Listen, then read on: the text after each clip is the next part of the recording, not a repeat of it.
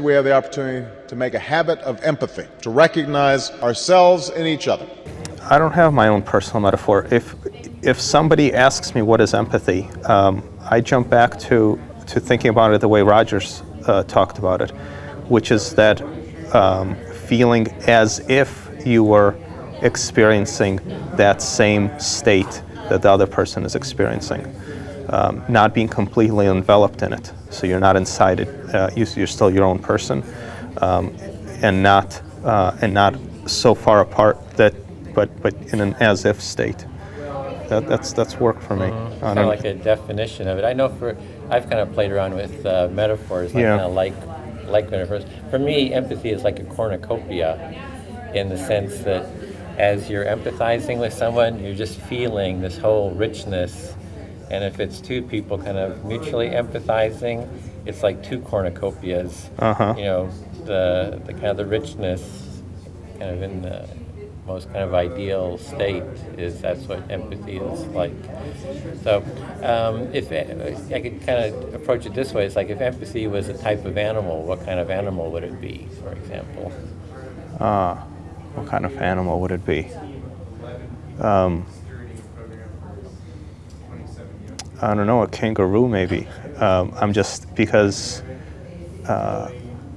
my experience with empathy is that it makes, to receive it, really makes one feel alive and have sort of that boundless sort of energy. So I guess that's the, yeah. Yeah, it's kind of kangaroo. So you mentioned kind of the authoritarianism of your father, like, and if you had an animal that was like authoritarian, what kind of animal would that be? I'm really coming into touch with how little I know about animal life.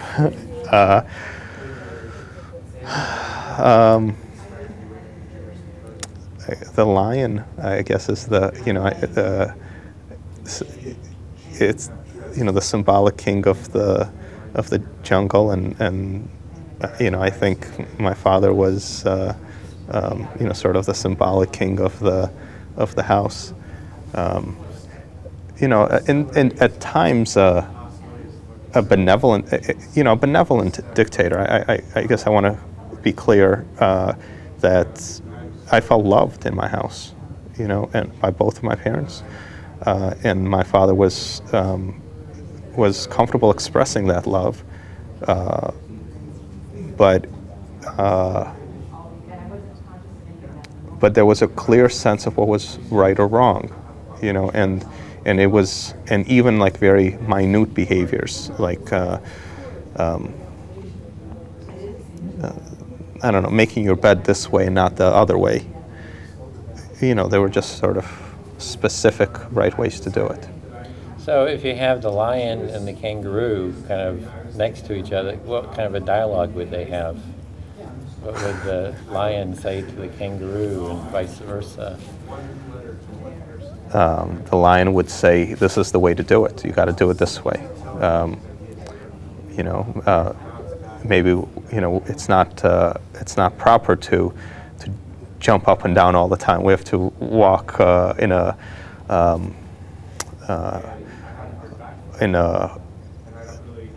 trying to think of the in a royalty metaphor. There's sort of a state. That's it. We have to walk in a stately way. And the kangaroo.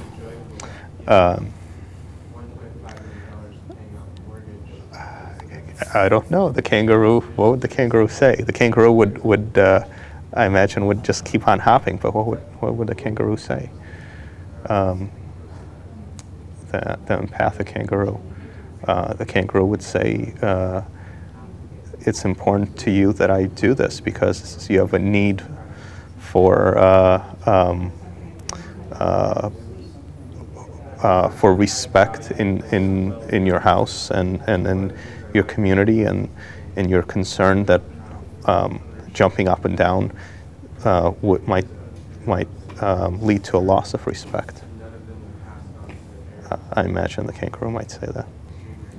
Just that I enjoy being part of a community that values empathy and can engage with me in a way that values empathy, and I wish we had more of that.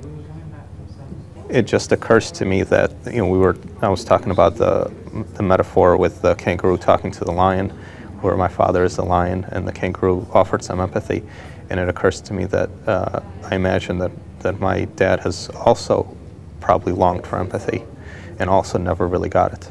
Also because that's just not something that's part of the culture, and as a child growing up in that house, I certainly wasn't connected to talking or being in that way.